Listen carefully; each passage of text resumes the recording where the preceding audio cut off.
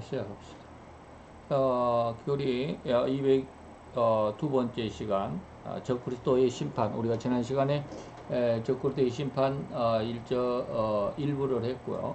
오늘 계속해서 2부 계시록 19장 20절하고 계시록 13장 5절에서 10절까지 내용, 우리가 지난 시간 1절로 4절까지 보았고요. 같이 본문을 봉독하도록 하겠습니다. 짐승이 잡히고 그 앞에서 이적을 행하던 거짓 선지자도 함께 잡혔으니 이는 짐승의 표를 받고 그의 우상에게 경배하던 자들을 이적으로 미혹하던 자라. 이 둘이 산채로 유황 불 붙는 못에 던지우고. 13장 5절부터 10절까지입니다. 또 짐승이 큰 말과 참남된 말하는 입을 받고 또 42달 일할 권세를 받으니라. 짐승이 입을 벌려 하나님을 향하여 회방하되 그의 이름과 그의 장막 곧 하늘에 거하는 자들을 회방하더라.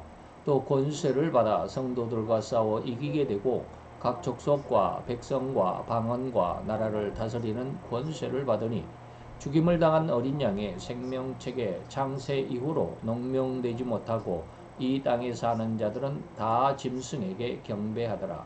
누구든지 귀가 있거든 들을지어다. 사로잡은 자는 사로잡힐 것이요 칼에 죽이는 자는 자기도 마땅히 칼에 죽으리니 성도들의 인내가 믿음이 여기 있느니라. 아멘. 오늘 이 말씀에 우리가 지난 시간 1절로 4절까지 계시록 1절로 4절까지 지난 시간 일부로 적그리스도의 심판에 대해서 말씀드렸고요. 오늘은 이제 13장 5절에서 10절까지 내용을 간단하게 핵심만 짚어가면서 같이 살펴보는 시간을 갖도록 하겠습니다. 그래서 지난 시간에 우리가 계속해서 지금 알아보고 있습니다. 심판의 대상, 심판받을 무리가 누구냐? 성삼위일체 하나님의 성부성자 성령의 그 형상을 제대로 보존하지 못한, 마치 한 달란트 받은 종과 같은 그러한 어떤 내용. 그래서 우리의 말과 마음과 행위를 심판을 받을 것이다 라고 하는 거. 그 다음에 이제 마귀에 대한, 마귀 3위죠. 마귀 3위에 대한 심판도 있다 라고 하는 그런 말씀을 드렸습니다. 그래서 이제 마귀를 맨 먼저 하는 게 아니고 적그리스도부터 성자 예수님을 가장한 적그리스도를 먼저 우리가 본다 해가지고 지난 시간 1시간 했고 오늘 두 번째 시간입니다. 자, 그래서 우리가 지난 시간 세 가지를 한번 알아봤고요. 네 번째입니다. 인류의 3분의 1을 죽이는 대살육의 장본인이 누구냐? 적그리스도다라고 하는 것이죠. 물론 그 행동대장은 이제 우리가 다음 시간에 배울 수 있는 13장 11절부터 이제 우리가 어디 합니까? 10절까지죠. 13장 1절로 10절까지 내용은 뭐요? 적그리스도에 대한 내용이다라는 말씀을 누차에 말씀을 드렸고요. 11절부터 마지막 17절까지는 이제 거짓 선지자에 대한 내용인데, 여기서 지금 뭐라고 그랬느냐면 인류의 3분의 1을 죽이는 대살육의 장본인이 누구냐? 적그리스도입니다. 쉽게 말하면 명령권자죠. 명령권자고 실제로 행하는 자는 누구냐? 11절로 17절까지 나오는 거짓 선지자들이 3분의 1을 죽이는 대살육의 그 행동 대장격이다 라고 하는 그런 내용입니다. 잘 그 구분을 할 수 있어야 됩니다. 그 다음 이제 계속 갑니다. 적그리스도가 절대로 심판받아야만 하는 또 다른 이유가 뭐냐라고 하면 오늘 5절입니다. 짐승이 큰 말과 참남된 말하는 입을 받았다라고 하는 것이죠. 그리고 42달 일할 권세를 받았다라고 하는 겁니다. 그래서 오늘 여기에서는 이제 42달 일할 권세에 대해서 조금 자세하게, 세밀하게, 우리가 지난 시간에 큰 말과 참남된 말하는 입에 대해서도 조금 말씀을 드렸습니다. 근데 이때는 적그리스도의 이러한 입에 대한 이야기가 아니고 열불에 대한 입을 여러분들에게 잠시 말씀을 드렸고요. 오늘은 이제 적그리스도의 42달에 대한 권세를 한번 생각해 봅니다. 우리가 살아가고 있는 이 현재의 시간, 다시 말하면 지금 2023년 오늘이 6월 11일입니다. 그렇죠. 그 다음에, 그래서 오늘 이후 어느 때인가는 반드시 적그리스도는 이 온 세상을 통일하는 큰 전쟁, 일명 제3차 전쟁이라고 했습니다. 이것을 그 계시록에서는 짐승과 음녀의 전쟁, 계시록 17장과 18장 내용입니다. 짐승과 음녀의 전쟁 또는 곡마가 아니라 곡가입니다. 예, 예. 곡과 마곡이 제1차 대전이다 라고 했습니다. 그리고 이 곡과 마곡이 1차 전쟁을 뭐라 그런다? 아마겟돈 전쟁이라고도 한다 라고 이렇게 말씀을 드렸습니다. 그래서 이 전쟁은 뭐예요? 온 세상이 참전한다 라고 하는 겁니다. 온 세상이. 예, 왜요? 세계 이제 3차 전쟁이다 라고 이렇게 말씀을 드렸잖아요. 얼른 안 되네요. 세계 이제 3차 전쟁이다. 뭔 말이 있어요? 세계라는 말이 들어있잖아요. 그래서 온 세상이 참전하는 이 전쟁이다 라고 하는 것이죠. 그래서 3차 전쟁, 지금은 뭐 러시아하고 우크라이나하고 전쟁을 하고 있죠. 그런데 이것이 3차 전쟁으로 비화될 가능성이 있다라고 지금 일부에서는 많이 우려를 하고 있죠. 많이 우려를 하고 있는데 그런 우려를 저는 완전히 배격하고 싶지는 않지만 그러나 정확한 것은 아닙니다. 지금 이 전쟁은 3차 전쟁으로 비화할 가능성은 저는 많이 낮다라고 이렇게 봅니다. 나중에 3차 전쟁은 어떻게 돼요? 지금 러시아가 완전히 패망을 한 다음에 엄청난 부활이 있을 것이다라는 것입니다. 그때의 전쟁이, 그때 이제 러시아가 부활을 한 그때에 다시 한번 전쟁이 있을 건데, 이때는 우크라이나와의 전쟁이 아니라 예루살렘에서, 다시 말하면 유대에서의 전쟁입니다. 유대에서의 전쟁입니다. 지금 전쟁은 우크라이나죠. 그런 전쟁하는 장소가 우크라이나인데, 앞으로 세계 제3차 전쟁은 어디라고요? 이때 세계 제3차 대전은 이스라엘, 유대에서 일어납니다. 그래서 조금 많이 다르죠. 그래서 성경을 정확히 알아야 우리가 부하내동하지 않을 수 있는, 남의 말에 이리저리 흔들리지 않을 수 있는 그러한 중심 있는 은혜가 될 수 있다라는 말씀, 계속 말씀을 드립니다. 어쨌든 이제 왜 이렇게 뺑뺑. 자, 이 전쟁에서 의기양양하게, 다시 말하면 이 아마겟돈 전쟁에서, 또 다른 세계 3차 전쟁에서 짐승이 이기죠. 적그리스도인 짐승이 이깁니다. 이 전쟁에서 의기양양하게 승전가를 부르게 될 것은 주께서 예언하신 내용이다 라고 하는 것입니다. 3차 전쟁의 승자는 이미 정해져 있습니다. 하나님의 예언 속에 있습니다. 누구다? 적그리스도다 라는 것이죠. 절대로 이 온 세상에 이런 흐름은 허리만큼도 예외나 어그러짐이 없이 완전히 하나님의 그 아심대로, 하나님의 아심, 그래서 전지라고 했습니다. 이어질 것입니다. 이렇게 모든 것을 허리만큼도 빠짐없이 다 아시는 하나님은, 그래서 그런 모든 일어나는 사태, 그리고 일어난 일에 대하여 한치의 오차도 없이 대비책을 마련하신 것입니다. 이러한 하나님의 능력이 바로 뭐야? 전능하십니다. 대비책을 마련하는 것은 오직 능력이 있어야만 그 대비책이 마련되지죠. 아는 것은 전지하심입니다. 그래서 하나님의 전지전능하심이 바로 우리 인간에게 있어서 가장 힘이 되는, 다시 말하면 그 후광이 될 수 있는 은혜가 됩니다. 곧 이렇듯 현재 이후에 일어날 세계 제3차 대전으로 인해서 짐승인 적그리스도가 승리하게 될 것이고, 그로 인해서 온 세계가 통일 대통령으로 취임하게 될 텐데, 누가? 적그리스도가 통일 대통령으로 취임하게 될 겁니다. 바로 이렇게 얻은 이 권력, 통일로 얻은 권력, 그리고 이 권세가 바로 문제가 됩니다. 뭐요? 하나님의 심판의 근원이기 때문이죠. 곧 온 인류를 포갑의 정권, 온 인류를 포갑의 정권이 될 것이기 때문에, 말이 조금 어설프네요.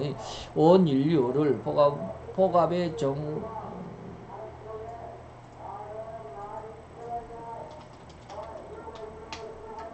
이렇게 써야 되겠죠. 온 인류를 포갑으로 다스릴 정권이 될 것이기 때문에, 뭐가요? 이 권세, 어떤 권세? 통일 대통령, 세계 통일 대통령으로서의 적그리스도의 정권이 어떠한 정권이다? 인류를 포갑으로 다스릴 정권이기 때문이다. 그래서 인류의 3분의 1을 죽이죠.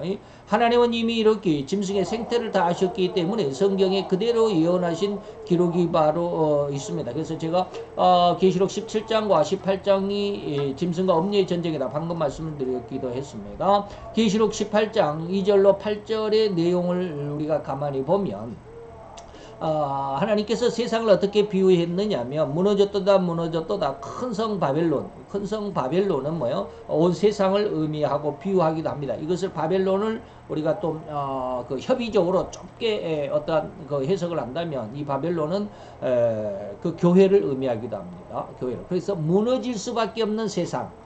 또 이제 협의적으로 작은 의미에서는 무너질 수밖에 없고 하나님이 징계를 받을 수밖에 없는 교회의 생태, 이런 의미가 되겠죠. 그래서 온 세상으로 이 큰 성 바벨론을 비유를 해봅니다. 그리고 이것을 제 설교를 지금 들으면서 이것이 교회의 상황이다 라고 하는 것도 협의적인 의미에서 좁은 의미에서의 교회의 어떤 그 상황이라는 것도 함께 머리에 염두에 두면서 들어보시기 바랍니다. 세 가지의 특성이 있습니다. 세 가지의 특징. 다시 말해 세상이 하나님 앞에 징계를 받을 수밖에 없는 그런 상황. 교회가 하나님 앞에 교회로서 하나님이 선택하신 교회인데도 불구하고 교회로서 하나님 앞에 책망, 심판을 받아야 할 수밖에 없는 그런 상황이 어떠한 내용이냐. 세 가지가 있습니다. 첫째는 이 온 세상의 상황이 귀신의 처소가 됩니다. 귀신의 노름터가 됐다. 놀이터가 됐다. 귀신들의 놀이터. 하나님을 거역하고 반대하는 그러한 일들이 많아지겠죠. 그 다음에 두 번째는 각종 더러운 영에 모이는 곳. 더러운 영, 악령이죠.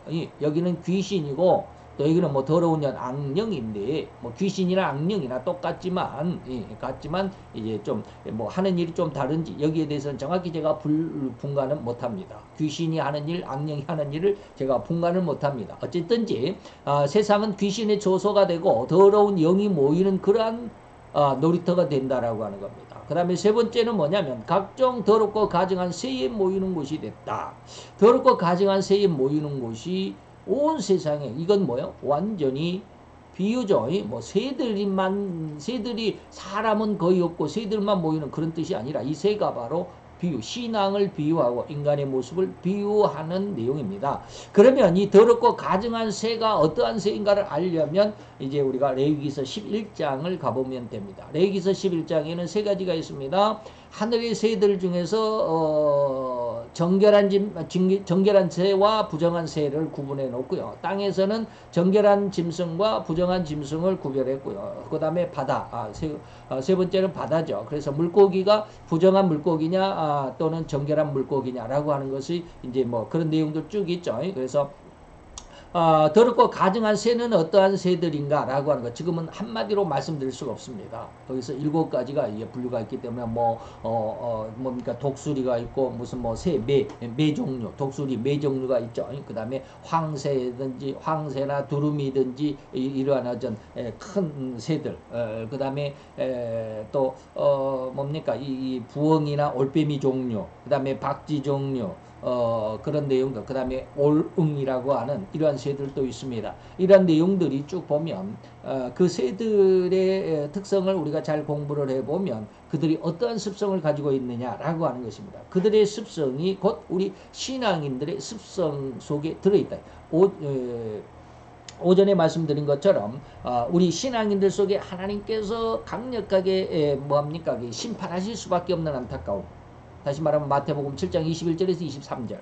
나는 정말로 예수의 이름으로 목회도 잘하고 귀신도 쫓아내고 많은 기적도 나타내고 능력도 나타냈지만 하나님이 나를 딱 진단하실 때는 나는 너를 몰라. 이 불법을 행한 자야 라고 말할 수밖에 없었던 그런 모습, 그런 신앙의 모습, 이것이 바로 더럽고 가증한 새들로 비유된 그런 습성들이다 라고 하는 것입니다. 그래서 계시록 18장은 바로 이러한 곳이 됐기 때문에 귀신의 처소가 되어버렸고 그 다음에 각종 더러운 영들의 놀이터가 됐고 그 다음에 각종 더럽고 가증한 새들이 모이는 그러한 처소, 그러한 놀이터가 바로 이 온 세상이고 바로 교회였기 때문에 하나님께서 진노하신 점. 그 다음에 쭉 넘어가서 8절에 보니까 뭡니까? 그러므로 그러한 흉악한 일들만 하기 때문에 하루 동안에 라고 합니다. 하루 만에 이 모든 권세가, 다시 말하면 여기서 이 말하는 자는 누구냐면 지금 앞에 말하면 나는 여왕이다 라고 합니다. 음녀이죠. 음녀입니다. 그리고 나는 과부가 아니야. 결단코 애통을 당하지 아니하리라 라고 하는 것입니다. 그래서 음녀가 엄청난 뭡니까? 이게 바로 뭡니까? 이게 교만이죠. 음녀. 다시 말하면 하나님의 백성이 하나님의 선택함으로 그리고 하나님께서 거룩하게 구별하심으로 그리고 거기에서 많은 축복으로 세상을 정복하고 다스리고 풍성하여 땅에 번성할 수 있는 그런 은혜와 능력을 주었는데 이것이 개인적인 것으로 착복을 했다 이 말입니다. 하나님의 영광을 돌려드리는 것이 아니라 인간적인, 육신적인, 세상적인 그리고 정력적인 것으로 착복을 했다. 그래서 그 모습이 비록 여왕의 모습이지만 그 모습이 과부가 아닌 것 같이 아주 튼튼한 남편도 있고 그래서 아주 튼튼한 가정을 이루고 있는 그런 모습이 그런 모습으로 나타내 보일지라도 속 내용은 완전히 썩어 있다. 어떠한 모습으로 앞에서 말한 세 가지의 이러한 귀신의 초소에 그리고 더러운 영에 모이는 그 다음에 각종 더럽고 가증한 새에 모이는 이러한 것이 바로 신앙이 되었기 때문에 하나님께서 이러한 여왕과 같이 과부가 아닌 것 같이 결단코 애통을 당하지 않을 것만 같은 아주 엄청나게 세상 속에 승승장구하는 그런 모습이 있을지라도 뭐한다? 하루 만에 그 모든 권세가 깨진다. 지금 러시아와 우크라이나의 전쟁은 지금 1년 한 16개월 2월 달에 지금 시작을 했으니까 3, 4, 5, 6, 1년 4개월이죠. 16개월이 지금 16개월이 지금 들어가고 있는 그런 상황이죠. 16개월째잖아요. 이러한 전쟁이 아닙니다. 앞으로 짐승과 음녀의 전쟁은 하루 만에 끝나버립니다. 저 뒤에 가서는 뭡니까? 1시간 만에 끝난다라는 말이 있습니다. 거기까지는 이제 다음에 말씀드릴 시간이 있겠고요. 어쨌든지 순식간에 끝난다. 자고 일어나니까 세상이 바뀌었다 이 말입니다. 다시 말하면 곧 여왕이라고 하는 자 계시록 18장 7절에 우리는 음녀라고 별칭을 붙였습니다. 그래서 짐승과 음녀의 전쟁인데 이 음녀의 권세는 단 하루 만에 온 세상을 장악한 그 권세에서 나락으로 떨어져 없어질 그런 상황이다 라고 하는 것이죠. 그 짐승에 의해서 불로 사름을 받아서 멸망할 것입니다. 그래서 지금은 음녀의 시대, 음녀의 후보가 셋이다라는 말씀 제가 자주 드렸죠. 기독교, 그 다음에 천주교, 그 다음에 유대교. 왜 이 세 개냐? 이건 여호와 하나님을 믿는 종교죠. 각기 조금 신앙의 어떤 그 관점은 다르지만 여호와 하나님을 믿는 종교는 세 종교입니다. 그래서 유대교에서 천주교가 그래서 천주교에서 또 교회 개혁을 해서 기독교가 나왔죠. 그래서 어쨌든지 여호와 하나님을 믿는 종교인데 이 셋 중에 하나가 음녀가 될 것은 여왕이 될 것은 분명하죠. 그 중에 이제 정치력, 다시 말하면 군사력이 세계에 강국해야 합니다. 그 다음에 재력, 경제력이 세계에 강국해야 합니다. 그런 걸 보면 유대교나 천주교나 기독교는 어떻게 말하면 전 세계에 흩어져 있기 때문에 기독교의 대표를 미국으로 인정합니다. 미국이 기독교적인 어떤 신앙 바탕 위에서 세워졌기 때문에 그래서 미국이냐 아니면 이스라엘 유대교냐 아니면 천주교 지금 이탈리아 로마에 있는 그 천주교 교황이죠. 천주교가 될 것이냐. 어찌 보면 교황은 군사력이 없잖아요. 돈은 많습니다. 돈은 세계적인 어떤 그 하나의 나라로 인정을 하기 때문에 어마어마한 돈이 있습니다. 재정은 그렇다 할지라도 군사력이 없잖아요. 근데 그 다음에 이제 유대교인 이스라엘을 보면 이스라엘도 어마어마한 돈이 우리가 모르지만 어마어마한 돈이 있습니다. 세상 온 지구를 다 살 정도의 그런 부자들이 몇 사람 있다고 할 정도로 어마어마한 돈이죠. 그런데 군사력은 어떠냐? 군사력은 조금 지금 세계를 장악하고 있다라고 인정할 수 없을 것 같죠. 그러면 미국이 될 가능성이 저는 많다라고 봅니다. 미국이 지금 세계적인 군사력을 가지고 있고 세계적인 돈, 달러, 재정을 가지고 있습니다. 그런데 요즘에 인터넷에 보면 많이 제가 이제 우려스러운 그런 내용들의 동영상들이 많이 올라와요. 그게 뭐냐면 미국의 달러가 지금 뭡니까? 이걸 뭐라 그래? 경제 파탄에 이르고 있다. 10년 안에 파탄에 이를 것이다라는 이러한 내용의 동영상들이 지금 조금씩 올라오고 있어요. 좀 우려스럽다. 그러면서 지금 미국이 지금 중동전 이스라엘 옆에 있는 중동 사우디아라비아 그다음에 이스라엘의 오른쪽에 있는 이라크 그다음에 그 이라크 옆에 있는 이란 뭐 이런데 예전에 그 사우디아라비아가 친미 국가였습니다. 친미 국가였는데 지금 바이든 대통령이 취임하면서 지금 2년 3년쯤 됐죠. 3년쯤 돼가지고 지금 완전히 반미로 돌아섰습니다. 반미, 친중으로 돌아섰습니다. 3년 동안에. 어마어마하게 반미가 됐죠. 그래서 그런 내용들을 보면서 그 사람들이 이제 정치적인 모습으로 동영상을 이렇게 그리고 또 정치적인 모습으로 이렇게 보지만 저는 거기서 종교적인 모습을 들여다보면서 굉장히 우려스럽다. 다시 말하면 여왕이 지금 위태로운, 다시 말하면 지금 여기서 말하는 단 하루 동안에 불로 살라지는 이러한 때가 점점 무르익어가는 그러한 그런 모습이 아닐까라는 그런 안타까움이 지금 그런 모습으로 지금 세계의 이런 이렇게 정세들, 정치적인, 그 다음에 군사적인 이런 좀 식견이 있는 사람들이 동영상을 올리는 것을 보면서 참 많이 좀 우려스러운 그런 감이 없지 않아 있습니다. 어쨌든지 그 이스라엘 주변에 있는 그 사우디아라비아가 가장 강력한 나라고 그 옆에 그 이라크가 있는데 이 두 나라가 지금은 거의 탈미를 하고 있습니다. 반미를 하고 있죠. 미국에서 이제 탈피를 하고 친중국으로 옮겨가는데 물론 아직은 이게 러시아가 아니기 때문에 조금 안심을 합니다. 저는 러시아가 나중에 부활한다고 그랬잖아요. 그 부활된 상황이라면 굉장히 우려스러운 이야기인데 아직은 그런 상황은 아니고 중국이 지금은 이제 시체 말라면 깝죽거리고 있는데 중국은 성경에 나와 있는 그런 나라가 아니죠. 어쨌든지 그렇습니다. 자, 넘어갑시다. 이렇게 전 세계를 장악한 음녀의 권세였는데 이 권세가 단 하루 만에 나락으로 떨어질 것입니다. 이게 바로 이제 부활한 러시아, 지금 현재 러시아가 아니라 부활한 러시아의 정치 권력에 의해서 그리고 군사력에 의해서 단 하루 만에 나락으로 떨어질 것이다. 그 짐승에 의해서 불로 사름을 받는다.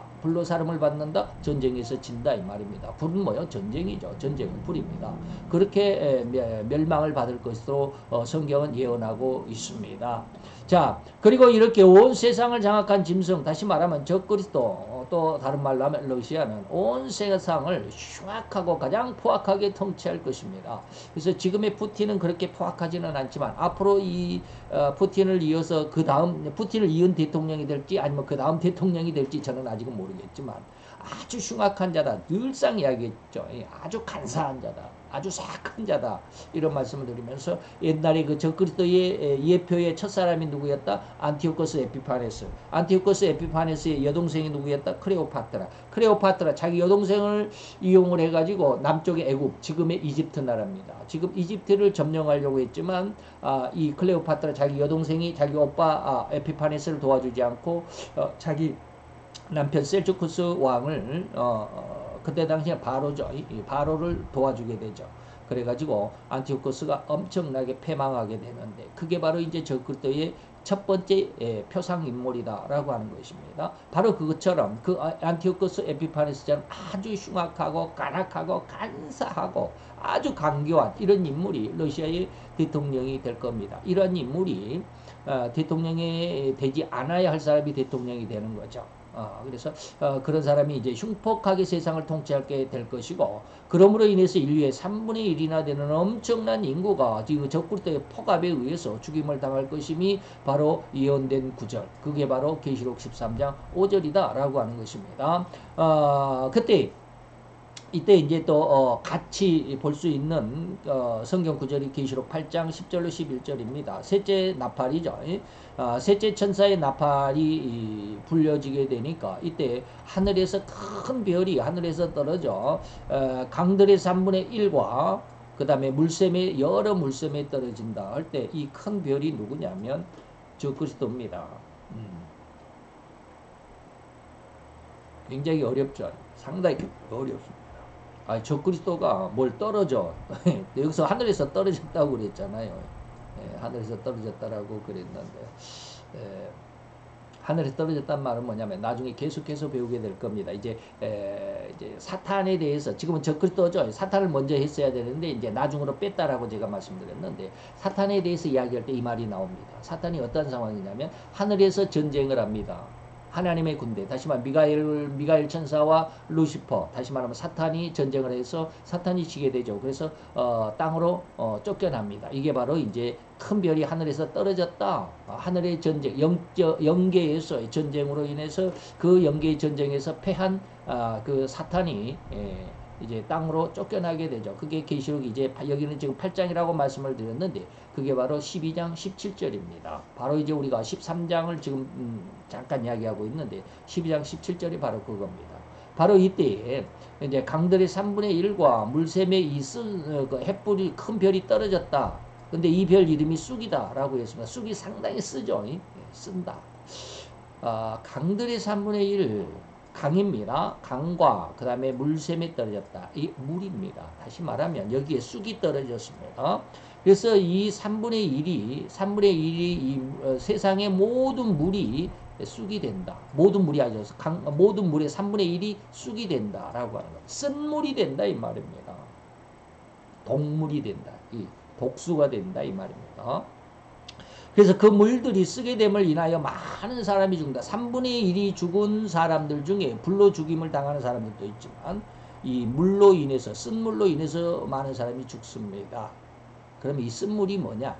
이 큰 별, 다시 말하면 이 쑥이 뭐냐 이 말. 이게 바로 비진리입니다. 다시 말하면 적그리스도의 진리. 다시 말하면 이단과 사이비단체의 잘못된 성경 해석입니다.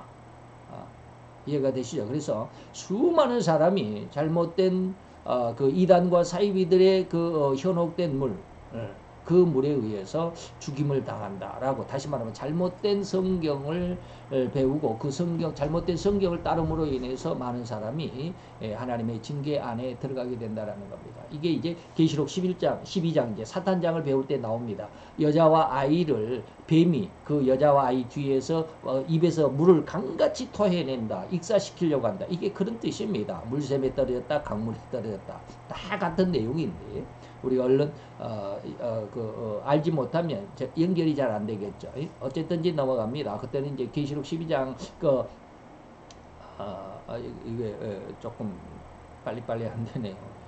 12장에서 이제 그 사단에 대해서 배울 때 뭐 자세히는 말씀을 안 드립니다. 제가 12장을 지금 계속 원고를 써 내려가고 있는데 원고를 쓰다 보니까 너무 길어져요. 아주 그냥 강해가 됐어요. 그래서 그것을 그냥 확 줄여버렸습니다. 이가 강해가 되면 안 되는데 확 줄여가지고 그 아주 핵심만 이야기를 하니까 정확하게 아주 세밀하게 말씀은 드리지 못합니다. 그러나 이제 그런 내용들 핵심적인 것들은 나오게 될 겁니다. 자, 넘어갑니다. 그런데 그렇게 온 세상을 포갑으로 장악할 그의 권세, 다시 말하면 적그리스도의 권세의 기간이 뭐다? 42달이다.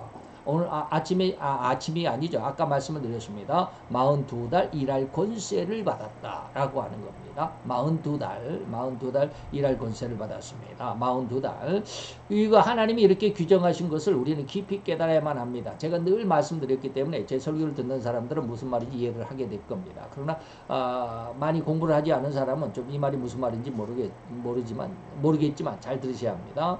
이 42달 42개월은 날수로 계산하면 1260일입니다. 유대력은 한 달에 무조건 30일입니다. 그래서 31일이나 28일. 우리 같으면 태양력은 2월달은 28일이죠. 그런 게 없습니다. 이런 되는 달이 없습니다. 그런 것은 없습니다. 그래서 1년은 무조건 360일입니다. 태양력은 1년에 365일이죠. 31일이 있는 달이 6달이나 되니까 그렇습니다. 5달인가? 6달 되죠. 그렇죠. 그래서 또한 이러한 42개월은 3년하고 반년이 해당합니다. 3년 하면 36개월이죠. 그리고 반년 6개월 하면 42달이 되는 것이죠. 이를 또한 때로 계산 3년 반을 세태 반이라고도 말합니다. 그래서 다니엘서 7장 25절에 보니까 이때 때를 이렇게 말을 했습니다. 한 때와 두 때와 반때. 를 다시 말하면 때와 법을 변개코자 하며 성도는 그 손에 붙임바 되어서 죽기까지 권세가 깨어지고 그때가 한때와 두때와 반때 3년 반이죠. 이것을 42개월이라고 했습니다. 42개월이고 날수로 계산하면 1260일이고 년수로 계산하면 3년하고 반년 3년 반이다라고 하는 것이죠. 그래서 한때와 두때와 반때라는 말을 하나로 묶는다면 세때 반이라는 의미가 있고 이 기간이 인류 역사상 가장 흉악한 기간 그런 시대로 남을 것입니다. 우리 주님도 이러한 상황을 너무나 잘 아셨기 때문에 이때를 전무후무한 대환란이라고도 표현하셨습니다. 이게 마태 4장 21절입니다. 이때 큰 환란이 있을 것인데 창세로부터 지금까지 전무했다. 그리고 후에도 없다. 후에도 후무 전에도 없고 후에도 없다. 전무후무한 이 말이죠. 대환란이다. 이런 흉악한 삶을 살아간 적그리스도에게 어찌 하나님의 가장 강력하신 징계와 심판이 없을 수 있겠느냐 이 말이죠. 그러니까 적그리스도는 심판을 받아야만 한다 이 말입니다. 왜? 인류의 3분의 1을 죽인 그 대가를 받아야 되니까. 절대로 그 흉악하면은 반드시 하나님의 심판이 있을 것을 잊지 않기를 바랍니다. 그래서 제가 이제 앞으로 지금 그걸 많이 강조한 것은 뭐냐면 기독교의 심판에 대해서 많이 말씀을 드리죠. 기독교의 심판에 대해서 거의 내용이 거의 그렇습니다. 마태 7장 21절 23절의 내용이 그렇습니다. 그래서 그 기독교의 심판이지만 또 이제 이런 내용들은 적그리스도의 심판이 되죠. 기독교를 심판하는 심판의 주체가 누구다? 적그리스도를 하나님이 짐승을 불러서 적그리스도를 불러서 교회를 심판합니다. 그러면 이 적그리스도는 어떻게 하냐? 적그리스도를 어떻게 해요? 기독교가 이제 없어져 버렸으니까 적그리스도는 어떻게 하냐? 예수님이 직접 심판을 하십니다. 교회를 누가 심판하도록 하시냐? 적그리스도를 통해서 교회를 심판하도록 합니다. 그리고 교회를 심판했던 그 적그리스도를 예수님이 직접 오셔서 심판을 하십니다. 그런데 이 적그리스도를 통해서 교회를 심판하시는 그 기간이 언제다? 3년 반이다 라고 하는 겁니다. 그래서 그 기간에 대해서 앞으로 이제 또 저는 많이 강조를 할 겁니다. 무슨 기간? 적그리스도의 심판의 기간 3년 반. 그거밖에 없다. 짧다 이 말입니다. 절대로 이 흉악하면은 반드시 하나님의 심판이 있을 것을 잊지 않기를 바랍니다. 그러나 반대로 이 기간이 42달이고 1260일이고 세태 반이라고 하는 이 의미에 성도는 마음의 위안을 삼기를 바랍니다. 이런 대흉악한 상황인데 무슨 마음의 위안을 받아요? 절대로 그렇게 흉악할지라도 그 기간은 정해진 날수뿐이고 길다면 길겠지만 하루 뭐 일각이 여삼추라고 3년 반이면 어마어마하게 길겠지만 그러나 짧은 그래서가 아니라 그러나 그래야 되겠죠. 그러나 짧은 기간임을 잊지 않기를 바랍니다. 3년 반입니다. 조금 어거지로 그냥 끝까지 그냥 억지로 참는다면 참을 수 있는 시간입니다. 신앙을 버리지 않기를 참는다면. 요즘에 그런 영화들이 가끔가다 나와요. 그 신앙 옛날 영화들, 옛날 고대 시대의 영화들. 한 마을에 어떤 아주 흉악한 무리들이 와가지고 예수를 믿는 그게 무슨 영화인지 그 제목도 모르겠는데 갑자기 보니까 그런 영화가 있더라고요. 아주 흉악한 마녀라고 불리는 그 한 아주 흉악한 여자가 있는데 기독교인들이 그 여자를 반대해요. 그랬더니 그 마녀라고 불리는 그 사람이 자기 군대를 끌고 와서 예수 믿는 사람들을 아주 목욕탕 물 속에다가 가두어 놓고 목만 이렇게 나오게 해가지고 예수를 부인하면 내가 너희들을 살려준다. 뭐 이런 영화들이 있더라고요. 그래서 그런 영화들이 바로 여기에 말하는 겁니다. 그런 흉악한 상황일지라도 아주 억지로라도 참아낼 수 있는 기간입니다. 짧다라는 뜻을 제가 지금 그 의미에서 여러분들에게 말씀드립니다. 3년 반이 길다면 깁니다. 그러나 짧은 기간이다 라는 거 여러분들 꼭 기억해 주시고요. 더구나 이러한 흉악한 시대이기에 하나님은 그의 백성을 또한 절대로 하나님이 예비하신 장소가 따로 구별하여 그 흉악함을 지나갈 수 있도록 하신다는 것입니다. 네. 자, 제가 지금 무슨 말씀을 드렸냐면 두 가지입니다. 잘 들으셔야 합니다. 짧은 기간이다라는 말씀을 여러분들에게 드리면서 억지로라도 참아야 된다. 그러면 견딜 수 있는 시간이다라고 말씀드렸습니다. 그러나 신앙이 조금 있으면 다시 말해 하나님을 좀 더 분별할 수 있다면 또 신앙이 좀 더 신앙이 높다라는 표현을 저는 안 하고 싶은데 신앙이 좀 더 성장해 있다면 성장했다라는 말이 좋겠네요. 신앙이 성장해 있다면 이 말씀을 이해하는 사람이 된다면 이 말이야. 하나님은 그의 백성을 절대로 하나님이 예비하신 장소에 따라 구별하신다는 것입니다. 네. 이걸 이해를 잘해야. 이게 이제 계시록 11장에 여러분들이 이제 계속해서 말씀을 드리겠지만 계시록 11장입니다. 여자가 큰 독수리의 두 날개를 받아서 광야에 자기 곳으로 갔다. 거기서 그 뱀의 낯을 피하여 한 때와 두 때와 반 때를 양육을 받는다 라고 하는 겁니다. 이 흉악한 3년 반의 시간을 지내도록 하실 것입니다. 휴거가 아닙니다. 휴거가 아닙니다. 휴거가 아니라 광야의 자기 곳으로, 이게 공중으로 휴거시키는 것이 아니라 광야의 하나님이 따로 구별하신 장소, 따로 구별하신 장소에 이 흉악한 시대를 지나갈 수 있도록 예비하신 것. 이건 구약에서 보면 도피성입니다. 창세기에서 보면 노아의 방주입니다. 네, 비슷합니다. 비슷한 의미입니다. 노아의 방주가 이스라엘 12지파의 이스라엘로 들어왔을 때는 도피성이라고 하는 곳이 있었습니다. 이스라엘 백성 중에서도 살인한 자가 있고 아주 죄악이 있으니까 그 죄를 지은 사람이 피할 수 있는 것. 오늘날 우리 죄인들이 하나님 앞에 구원을 받을 수 있는 것. 이게 도피성이 오늘날 앞으로도 있을 것이다 라는 겁니다. 이게 사절입니다. 이렇게 하다가 오늘 너무 시간이 많이 가겠는데 10절까지 해야 되는데 큰일 났네. 자, 5절 넘어갑시다. 6절, 7절입니다. 한꺼번에 갑니다.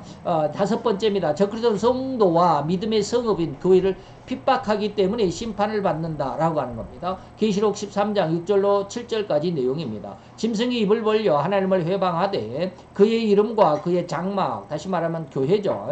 곧 하늘에 거하는 자들, 이자들은 누구요? 성도들입니다. 그래서 42달 동안 성도들을 괴롭게 하는 권세를 받는데 성도들과 싸워서 이기게 되는, 성도의 권세가 깨어진다라고 다니엘서는 말하고 있지만 계시록에서는 성도들과 싸워서 이기는 권세가 누구다? 적그리스도다라고 하는 겁니다. 적그리스도의 죄악 중에서 또 다른 큰 죄악이 뭐냐? 하나님을 거역함과 동일한 내용이라고 할 수 있는데 곧 하나님의 구역이라고 할 수 있는 교회, 그 다음에 하나님의 백성인 성도들을 향한 엄청나게 폭발시키는 그 흉악함이 바로 심판을 받는 또 하나의 기준이 됩니다. 그래서 그 사탄의 흉악하고 교만한 그 심성을 그대로 답습한 오직 유일한 존재로서의 적그리스도인데, 그래서 그는 오로지 하나님과 그의 백성과 그의 성읍에 대한 가장 강렬한 적개심을 그대로 폭발시킵니다. 이런 사람이 우리나라에도 있었어요. 지난 정권 때. 통일부 장관을 했던 사람이 이땡영이라고 하는 사람이 있었습니다. 교회를 아주 그냥 풍지박살 만들려고 했던 법을 제안하려다가 우리 기독교계의 반발로 인해서 그 법을 제정하지를 못하고 이제 정권이 바뀌게 돼서 아주 다행했죠. 바로 이런 사람들이죠.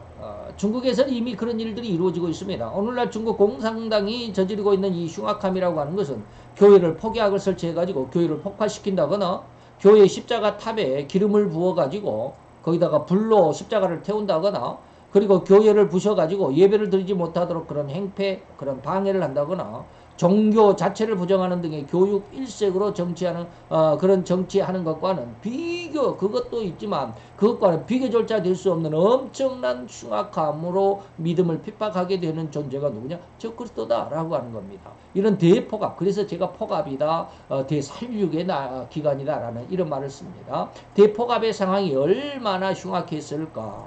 구약의 3대 의인 중에 한 사람인 다니엘은 죽은 자와 같을 정도로 정신을 잃고 말았습니다. 물론 이것은 하나님의 그 예언을 들은 말인데 을레강변에서 기도할 때 이야기입니다. 을레강변에서 이제 내가 두려워서 땅에 얼굴을 대고 엎드렸다. 거의 죽었다 이 말입니다. 근데 엎드려서 뭐 했다? 깊이 잠들었다. 이거는 뭐 기도하다가 좋은 게 아니고요. 죽었다라는 뜻입니다. 기도하다가 거의 죽었다. 영이 쉽게 말하면 우리가 우리가 신앙적인 말로 조금 좋은 말로 비유하자면 뭐 입신한 상태입니다. 입신은 아닌데 좌우지간 거의 죽게 되었습니다. 자, 이렇게 왜 이러한 상황이 됐을까? 물론 이 의미는 천사가 이제 다니엘을 깨워가지고 이것을 정한 때 끝에 관한 일이기 때문에 내가 너에게 알게 하려고 이런 일을 했다. 이게 쉽게 말하면 지금 마지막 환상을 세상의 환상, 이 대폭압의 환상을 보고 다니엘은 어떻게 됐어요? 깊이 잠들었다. 죽을 뻔했다 이 말입니다. 어마어마한 환란이기 때문입니다. 그래서 이러한 시대, 이러한 흉악한 시대, 이러한 기간이니만큼 다니엘을 이후 이러한 상황을 설명하기를 성도의 씨가 거의 말라갈 정도다. 다시 말하면 성도의 권세가 깨어진다라고 합니다. 그래서 제가 아까 말씀드렸습니다. 다니엘은 성도의 권세가 깨어진다라고 말을 했고 계시록에는 뭡니까? 사단이 성도들과 싸워서 이기게 되더라. 성도가 다 거의 없어지게 되더라 이 말입니다. 이 말과 오늘 다니엘이 말하는 성도의 권세가 깨어진다는 말과는 똑같은 말입니다. 그 적그리스도가 이후 세상에 등장하게 될 텐데 그러면 그는 기독교를 가장 극렬하게 싫어하게 될 것이고 그래서 성도들과 교회를 미워하여 심하게 징계하고 박해할 것이니 그 결과는 기독교가 거의 멸절 상태에 이르게 되기까지 예언되어 있을 뿐입니다. 그래서 이것이 음녀가 순식간에 하루 만에 1시간 안에 멸망을 받는 그런 내용이다. 이런 뜻입니다. 이렇게 하나님의 성읍과 하나님의 백성들을 극악하게 핍박한 그 죄과는 실로 작지도 약하지도 않을 것입니다. 그의 결말은 홍수의 엄물됨과 같이 하나님의 심판을 받게 됩니다. 교회를 심판하기 위해서 하나님이 짐승을 불렀다. 근데 그 짐승은 어떻게 한다? 예수님이 직접 심판하는데 그 짐승을 심판하는 모습이 뭐예요? 홍수의 엄물됨 같이 그를 심판한다라고 했습니다. 그래서 그것이 다니엘서 9장 26절입니다. 그가 어떤 일을 합니까? 그 한 왕의 백성이 뭐예요? 적그리스도죠. 그가 하나님의 성읍과 성소를 회파하려니와 그의 종말은 홍수의 엄물될 같을 것이다. 라고 했습니다. 이렇게 엄청나게 하나님을 대적한 적그리스도에게 어찌 작은 심판이 임하겠습니까? 엄청난 심판이 임하겠죠. 그러나 그리고 그러한 적그리스도의 일에 동참한 자들, 다시 말하면 거짓 목사들이죠. 자, 잘 이해를 해야 됩니다. 이걸 이야기하면 또 시간이 너무 많이 갈 텐데 어쨌든지 아까 말씀드렸습니다. 인류의 3분의 1을 죽이는 대살육의 장본인이 적그리스도인데 그의 행동대장이 거짓 목사들이다 라고 이런 말씀을 드렸습니다. 그리고 그 거짓 목사들은 언제 일을 하느냐면 후 3년 반 대환란의 시간 3년 반을 일을 합니다. 그러면 적그리스도가 나타날 때 음녀가 죽임을 당하는 것은 뭐요? 단 하루만이다 그랬습니다. 1시간만이다 하루만이다 라고 이렇게 얘기했습니다. 그 전쟁으로 인해서 거짓 목사들이 순식간에 음녀의 편에 있다가 순식간에 갈아타는 것이죠. 신앙 노선을 갈아탑니다. 적그리스도에게 갈아탄다 이 말입니다. 그래서 거짓 목사들이 3년 반 동안 인류의 3분의 1을 죽이는 행동대장격의 그 행동을 하게 될 것이다 라는 것이죠. 자, 마지막 6번째입니다. 적그리스도가 심판받는 가장 근본 기준이 뭐냐? 인류를 유혹하여 하나님을 떠나게 한 죄가 심판을 받아야만 하는 것입니다. 계시록 13장 8절로 9절입니다. 자, 죽임을 당한 어린 양의 생명책, 예수님의 그 생명책, 구원책이죠. 그 책에 창세 이후로 농명되지 못하고 이 땅에 사는 자들, 예수님의 생명책이 기록되지 못한 다시 말해 불신자들은 다 짐승에게 경배하게 되는데 짐승에게 경배한단 말은 하나님을 떠나게 한 죄다. 하나님을 떠나서 자기를 경배하게 하죠. 그래서 제가 늘 이야기하는 누가복음 4장 5절에서 7절까지 천하 만국의 영광을 보여서 내가 너에게 이걸 다 줄 테니까 뭐야? 나에게 경배하라. 마귀가 예수님에게 나에게 경배하면 내가 천하 만국의 영광을 주겠다 라고 했는데 이 경배를 예수님은 이겼지만 마귀는 적그리스도는 이것을 이기지 못하죠. 짐승에게 경배한다 라는 것입니다. 자, 다시 말하면 짐승이 자기에게 경배를 시키는 것이죠. 마귀가 예수님을 여기는 적그리스도입니다. 이 짐승은 적그리스도입니다. 그리스도에게는 이 천하 만국의 영광의 유혹을 실패했지만 적그리스도에게는 성공하죠. 그래서 적그리스도는 마귀의 가장 큰 권능을 받게 됩니다. 그래서 그에게 온 세상이 다 경배하게 되는데 누가 경배하느냐? 예수님의 생명책에 농명되지 못한 자들. 다시 말하면 믿음이 정확하지 못한 자들이 이렇게 되겠죠. 자, 하나님이 가장 기뻐하시는 일과 하나님이 가장 좋아하는 일이 무엇일까요? 이 둘의 답은 하나이면서 또 다른 양면을 가지고 있는데 다시 말해 하나이다라는 말 속에서는 이쪽을 기뻐하시면 저쪽을 싫어한다는 의미입니다. 그러나 오직 그 하나라는 말은 제가 이 말을 왜 썼을까?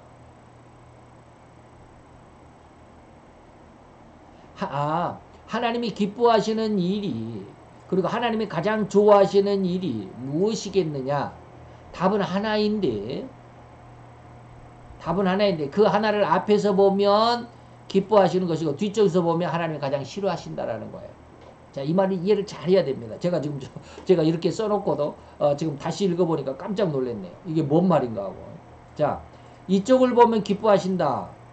저쪽에서는 그것이 그 일을 싫어하신다는 의미가 뭐냐면 그 답의 하나는 뭐냐? 인간의 생명인데 하나님이 기뻐하시는 생명은 뭐요? 구원하는 쪽이죠. 그럼 하나님이 가장 싫어하시는 쪽은 뭐요?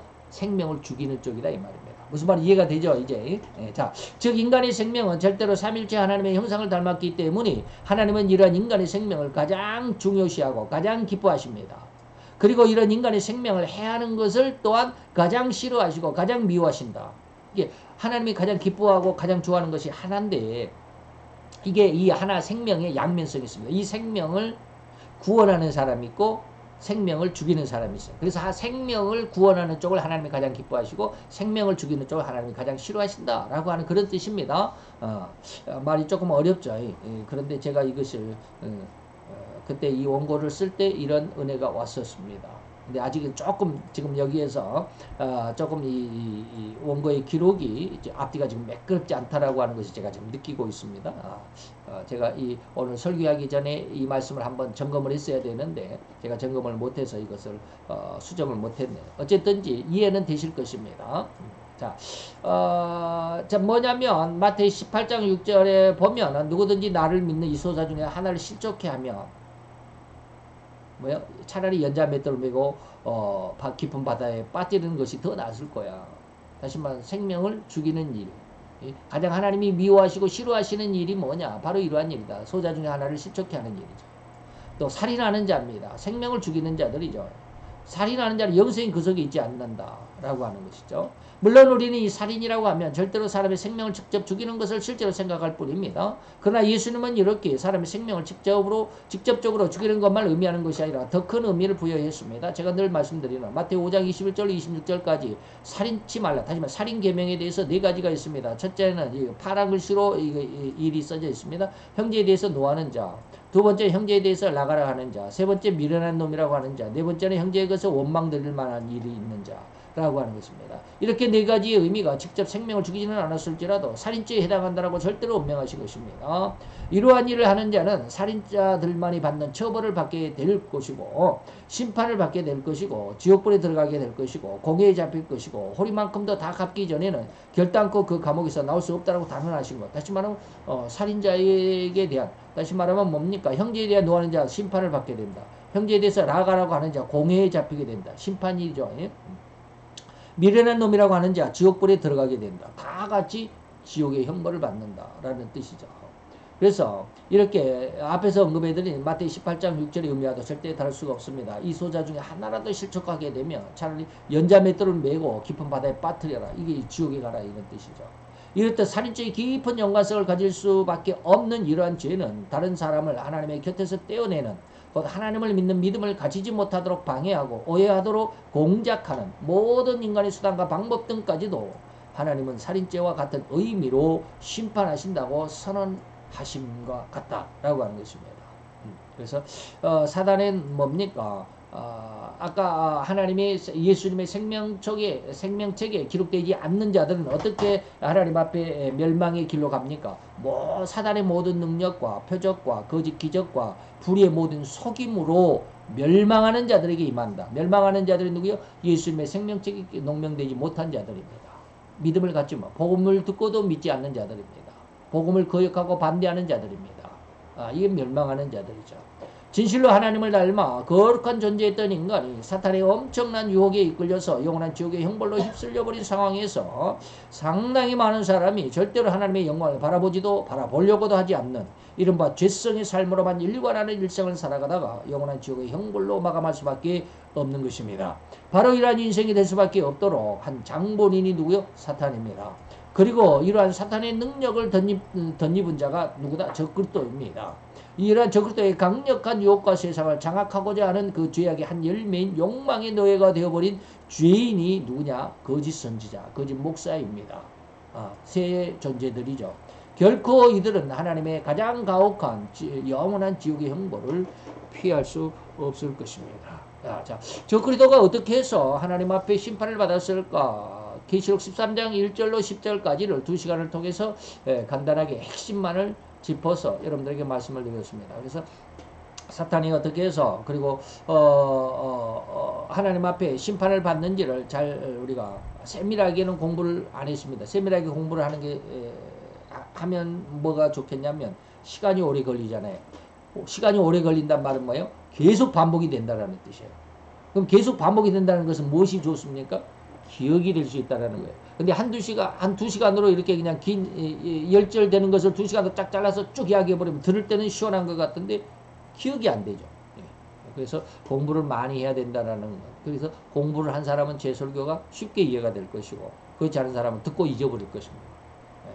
그러나 이제 다음 시간에 또 11절에서 이제 17절까지도 한 3시간, 2시간인지 3시간인지 되어 있을 것입니다. 그리고 계시록 12장 이제 사탄에 대해서 17절인데 12장 1절로 17절인데 이것을 한 2시간, 3시간으로 이제 나눴어요. 3시간 나눴으니까 핵심적인 것을 한번 훑고 지나가는 그런 모습으로 여러분들이 기억을 해주시고 공부를 열심히 기도를 많이 하셔야 할 겁니다. 사단에 대해서 그리고 마귀에 대해서 마지막 종말에 대해서 공부를 할 때는 기도를 많이 해야 합니다. 그렇지 못하면 그냥 듣고 지나가는 시간밖에 안 될 것이기 때문에 그렇습니다.